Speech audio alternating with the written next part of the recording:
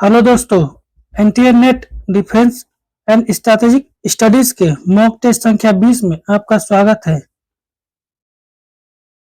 इसी के साथ आज का मॉक टेस्ट शुरू करते हैं। प्रश्न संख्या 1, भारत और चीन के संबंध में सही तथ्य की पहचान कीजिए।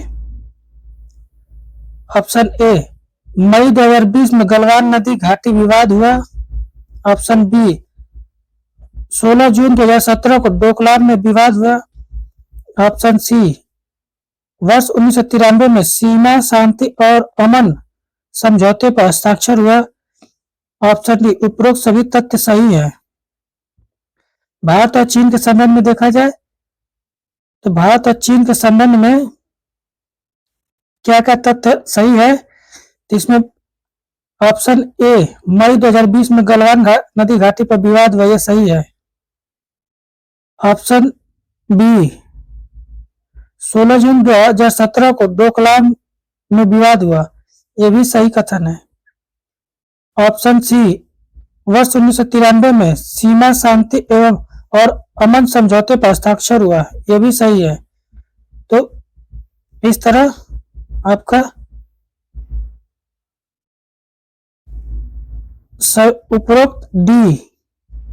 उपरोक्त सभी तथ्य सही हैं। ऑप्शन डी इसका सही आंसर हो जाएगा। क्वेश्चन नंबर 2, संयुक्त राष्ट्र विकास कार्यक्रम यानी UNDP United Nation development programme के बारे में कौन सा तथ्य अलग है। ऑप्शन देख लेते हैं तो क्या कह रहा है। ऑप्शन ए, इसकी स्थापना 22 नवंबर 1965 को हुआ। ऑप्शन बी, इसका उद्देश्य सतत मानव विकास, गरीबी उन्मूलन, पर्यावरण संरक्षण और महिलाओं के प्रगति पर कार्य करना है। यह बात तो यूएनडीपी का यही कार्य है, सतत मानव विकास, गरीबी उन्मूलन, पर्यावरण संरक्षण और महिलाओं के प्रगति पर कार्य करना। ऑप्शन सी क्या कर रहा है, यह मानव विकास रिपोर्ट प्रकाशित करता है, सही बात है। और 22 नवंबर 1965 को इसकी स्थापना भी हुआ था, इसलिए सभी सही हैं।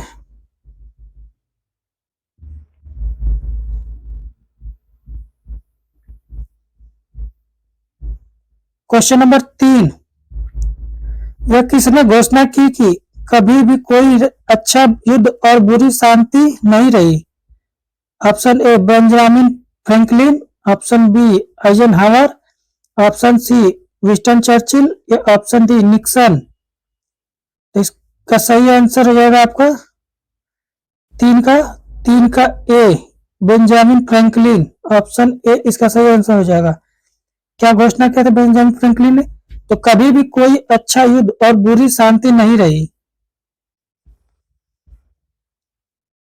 निक्सन क्यों इंपॉर्टेंट है, तो निक्सन इंपॉर्टेंट है आपका भारत पाक युद्ध 1971 के समय निक्सन यूएसए का राष्ट्रपति था।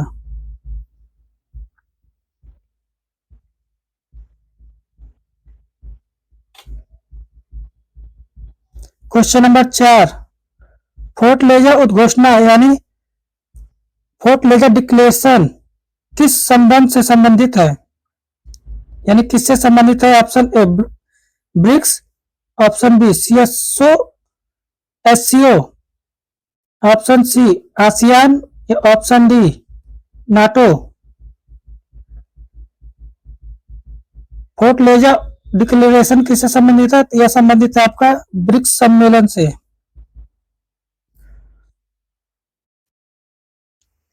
और ब्रिक्स के बारे में देख लेते हैं, ये ऑप्शन सही हो जाएगा। ब्रिक्स के बारे में देख ले तो ब्रिक्स के बारे में क्या है, तो ब्रिक्स बी यानी Brazil, R Russia, I India, C China और एस मतलब साउथ अफ्रीका।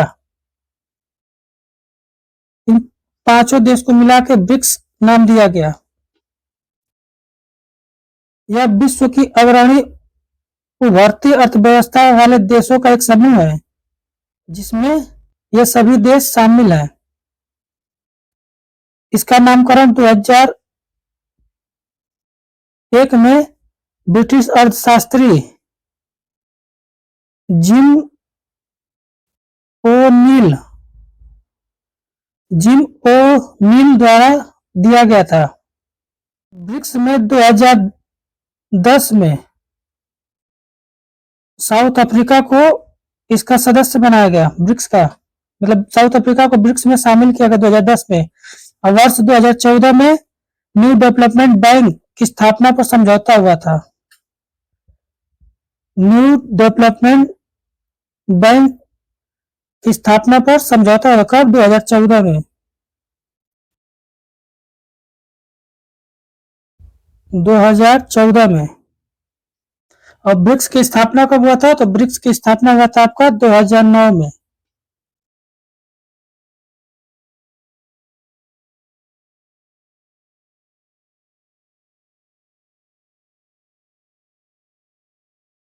एससीओ के बारे में देख ले। एससीओ क्या है? एससीओ आपका शंघाई सहयोग संगठन। शंघाई सहयोग संगठन एससीओ कहते हैं। इसकी स्थापना कब हुई? तो इसकी स्थापना 2001 में किया गया था। वर्तमान में इसके सदस्य देश कितने हैं? तो वर्तमान में सदस्य देशों की संख्या 9 है। पहले कितना था? पहले 8 था। ईरान इसमें बढ़ा है 2023 में।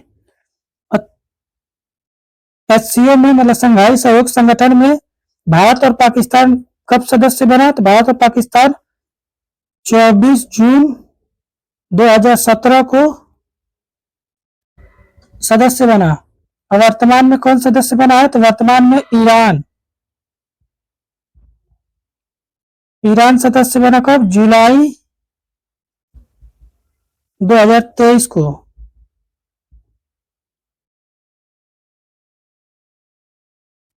आसियान के बारे में देख ले। आसियान क्या है? आसियान यह बैंकॉक घोषणा पत्र द्वारा आसियान का गठन किया गया। कब किया गया था? तो अगस्त 1967 में। किस घोषणा पत्र द्वारा? तो बैंकॉक घोषणा पत्र द्वारा। नाटो का तो नाटो है एक सैन्य संगठन है जिसकी स्थापना 4 अप्रैल 1949 को किया गया था।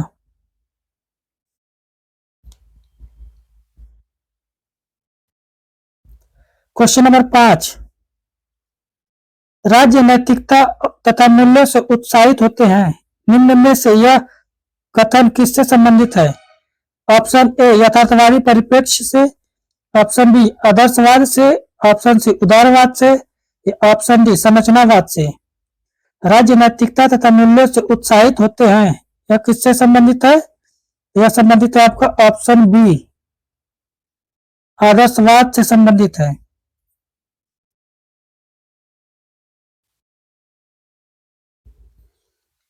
आदर्शवाद के बारे में देख ले। तो आदर्शवाद क्या कहता है?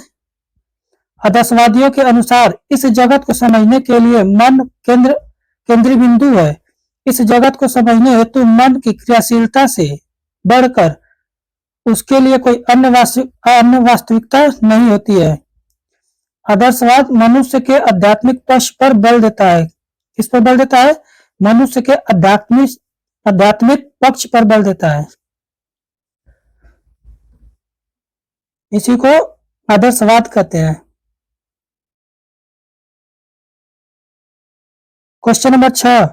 निम्न में से कौन सा राष्ट्रीय शक्ति के तत्व में सम्मिलित नहीं है? Option A crystal mass, option B आर्थिक क्षमता, ऑप्शन सी सैन्य क्षमता, या ऑप्शन डी सामाजिक प्रतिद्वंदिता।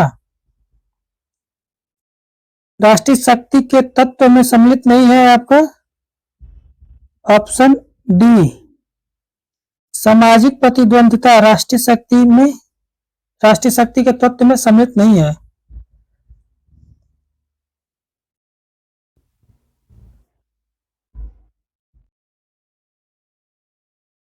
Question number 7।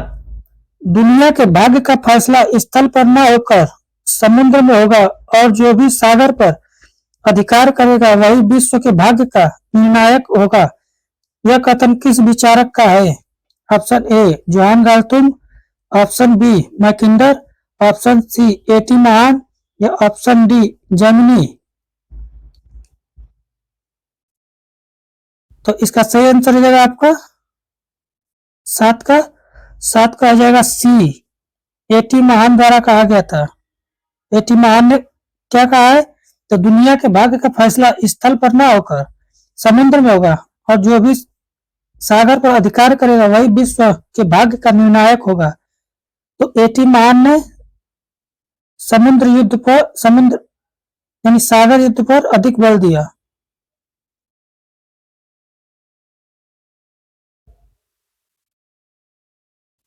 मैकिंडर ने हार्टलैंड थियरी का प्रतिपादन किया है। कौन सा थियरी? हार्टलैंड थियरी यानी केंद्रीय भूमि सिद्धांत। क्वेश्चन नंबर 8, विश्वास बहाली उपायों की धारणा का उद्भव निम्न में से कब हुआ? ऑप्शन ए 1975 के हेलसिंकी सम्मेलन से, ऑप्शन बी वर्साई संधि में, ऑप्शन सी एनपीटी की वार्ता में या ऑप्शन डी एमटीसीआर के निर्माण में। क्या कह रहा है क्वेश्चन? विश्वास बहाली उपायों की धारणा का उद्भव कब हुआ था? मतलब तो यह हुआ था आपका 1975 के हेलसिंकी सम्मेलन से विश्वास बहाली उपाय की धारणा का उद्भव हुआ। ऑप्शन ए सही हो जाएगा।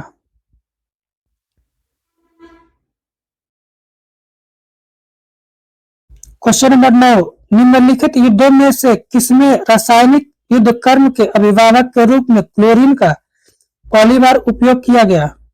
ऑप्शन ए वाइप्रेस का युद्ध, ऑप्शन बी लूज का युद्ध, ऑप्शन सी कैम्ब्राई का युद्ध या ऑप्शन डी सोमे का युद्ध। क्लोरीन का पहली बार उपयोग किस युद्ध में किया गया था? तो इसका सही आंसर हो जाएगा आपका नौ का ए, वाइप्रेस के युद्ध में क्लोरीन का पहली बार प्रयोग किया गया। और कब लड़ा गया था वाइप्रेस का युद्ध? यह लड़ा गया था अप्रैल 1915 में।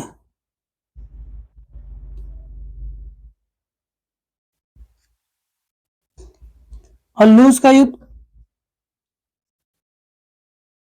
वाइप्रेस के युद्ध को क्या कहते हैं? इसे वाइप्रेस के युद्ध को प्रथम विश्व युद्ध की वीरतापूर्ण लड़ाई कहा जाता है। इसे वीरतापूर्ण लड़ाई कहा जाता है, वीरतापूर्ण लड़ाई। और लूज का युद्ध देख लें तो लूज का युद्ध क्या कह रहा है? तो लूज का युद्ध प्रथम विश्व युद्ध के दौरान 25 सितंबर से 8 अक्टूबर 1915 तक लड़ा। कब लड़ा गया? 25 सितंबर से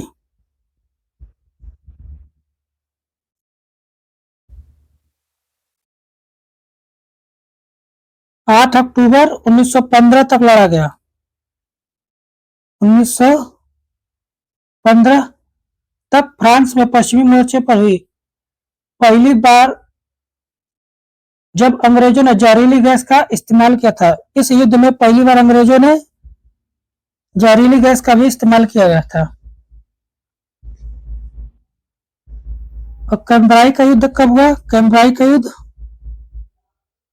का युद्ध हुआ था अक्टूबर 1918 में। कब? 1918 में। और सोमे का युद्ध कब लड़ा गया? सोमे का युद्ध लड़ा गया था आपका 1916 में।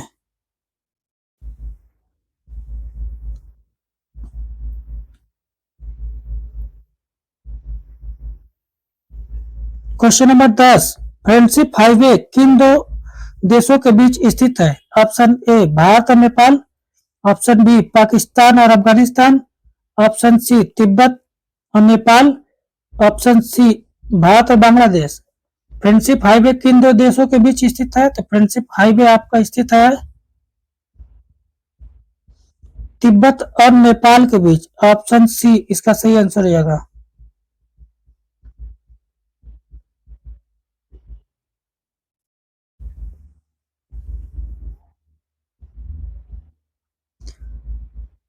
क्वेश्चन नंबर 11, दक्षिण एशिया विकास चतुर्भुज में शामिल है। Option A Bharat, Sri Lanka, Afghanistan, Bangladesh. Option B Bharat, Pakistan, Afghanistan, Bhutan. Option C Bharat, Bangladesh, Nepal, Bhutan. अब ऑप्शन डी भारत, नेपाल, श्रीलंका, भूटान दक्षिण एशिया विकास चतुर्भुज में शामिल है। यह क्वेश्चन आपका 2017 के नेट में पूछा गया है। उस समय के हिसाब से दक्षिण एशिया विकास चतुर्भुज में शामिल देशों के नाम बताना है। तो उस समय के हिसाब से देख ले, 2017 के हिसाब से दक्षिण एशिया विकास चतुर्भुज में कौन कौन से देश शामिल है। तो यह है ऑप्शन डी भारत, नेपाल, श्रीलंका और भूटान। सही हो जाएगा क्वेश्चन का 11 का ऑप्शन डी। क्वेश्चन नंबर 12, रूसी संघ के साथ क्रीमिया का पुनर्एकीकरण किस वर्ष हुआ। ऑप्शन ए 2014 में, ऑप्शन बी 2016 में, या ऑप्शन डी 2020 में, ऑप्शन डी 2021 में। रूसी संघ के साथ क्रीमिया का एकीकरण कब हुआ था। यह हुआ था आपको ऑप्शन ए 2014 में। और इसी एकीकरण के साथ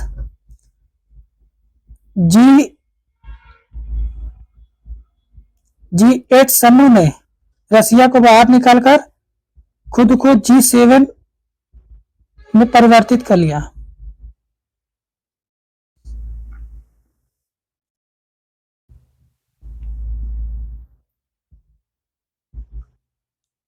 क्वेश्चन नंबर 13, कार्ल वान क्लासविटस ने निम्न में से किस स्ट्रैटेजिक सिद्धांत का प्रतिपादन किया है।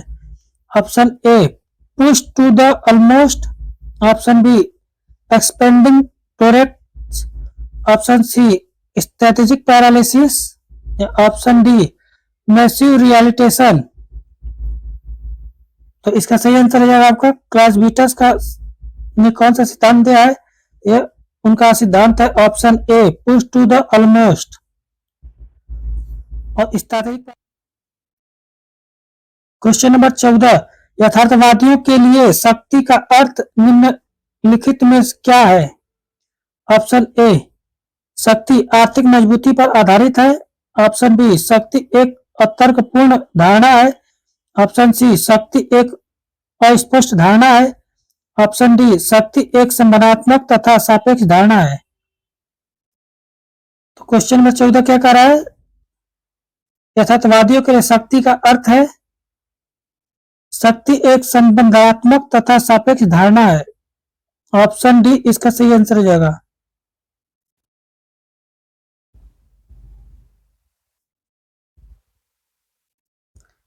क्वेश्चन नंबर 15, यह किसका कथन है कि यमन निषेधाधिकार के कारण नपुंसक हो गया है। Option A Winston Churchill, option B Eisenhower, option C Trygve Lie, option D Boutros Ghali. UNO निषेधाधिकार के कारण नपुंसक हो गया है, किसका कथन है। यह कथन है आपका ऑप्शन सी इसका सही हो जाएगा। 15 का सी त्रिगवेली द्वारा कहा गया है कि यूएनओ निषेधाधिकार के कारण नपुंसक हो गया है। अब बुतरस घाली से संबंधित है an agenda for piece.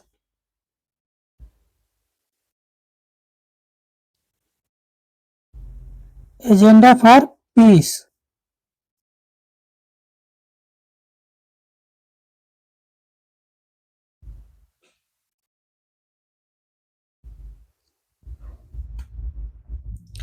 Question number 16, सही का मिलान कीजिए।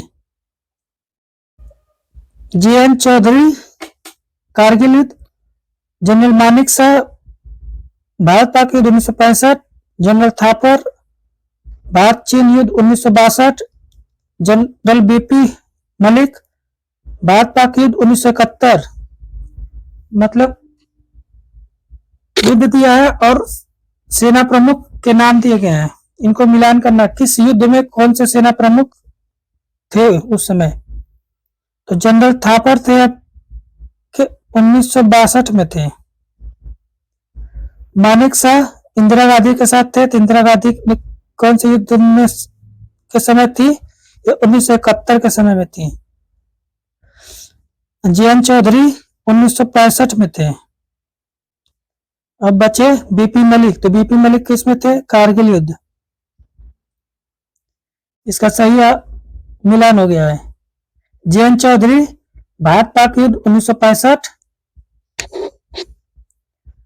जनरल मानेक शाह भारत पाक युद्ध 1971 बांग्लादेश को मुक्त कराने के लिए, जनरल थापर भारत चीन युद्ध 1962, अभी जनरल बीपी मलिक कारगिल युद्ध 1999।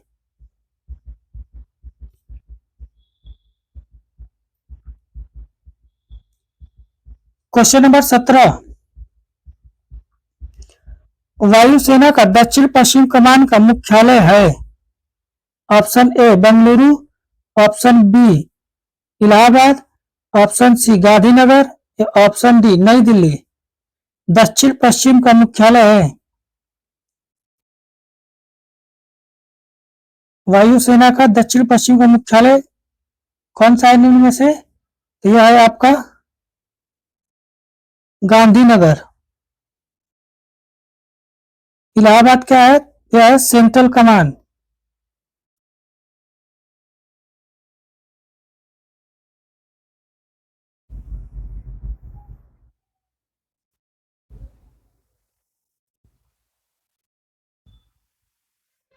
बेंगलुरु क्या है? तो बेंगलुरु है प्रशिक्षण कमान।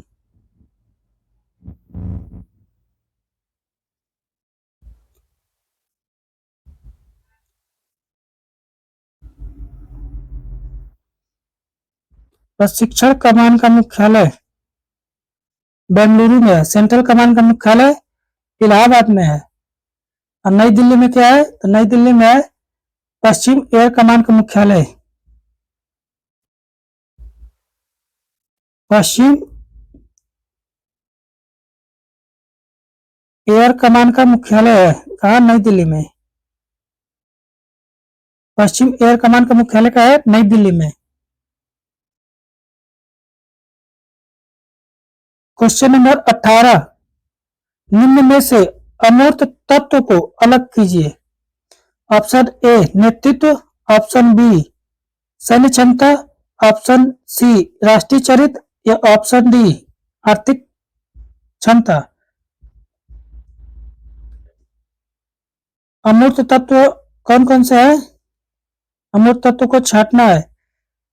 नेतृत्व अमूर्त तत्व है, सैन्य क्षमता मूर्त तत्व है और आर्थिक क्षमता भी मूर्त तत्व है।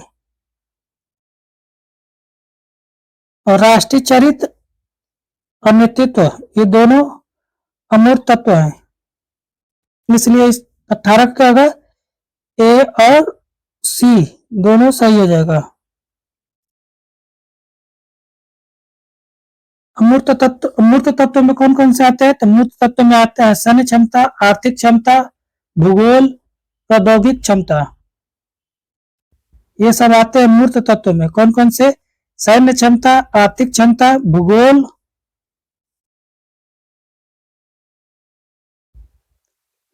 आता है और प्रौद्योगिक क्षमता आता है मूर्त तत्व में। क्वेश्चन नंबर 19, किसका कथन है कि शक्ति संतुलन तथा सामूहिक सुरक्षा के बीच संबंध एक ही साथ एक दूसरे के पूरक तथा विरोधी रहे हैं?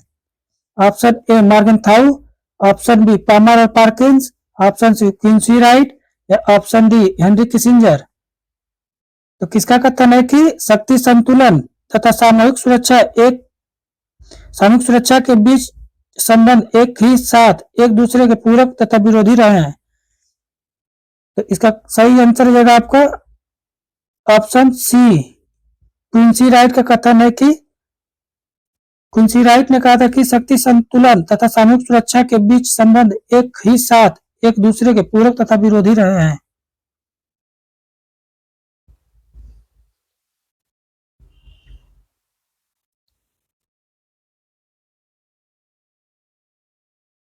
क्वेश्चन नंबर 20, सही खुद की पहचान कीजिए। अभिकथन ए, शांति प्रकृति सामाजिक स्थिति है जबकि युद्ध नहीं। तर्क आर क्या कर रहा है? तर्क आर कह रहा है कि हिंसा पापपूर्ण या अदक्षतापूर्ण है और अहिंसा दक्षतापूर्ण है तथा सूचिता है और इसका परिष्कार करना चाहिए। तो इसका सही आंसर हो जाएगा ऑप्शन क्या करा है? ए सही है, आर गलत है। तो हिंसा पापपूर्ण है, अदक्षतापूर्ण है और अहिंसा दक्षतापूर्ण है तथा सूचिता और इसका परिष्कार करना चाहिए, ये सही है।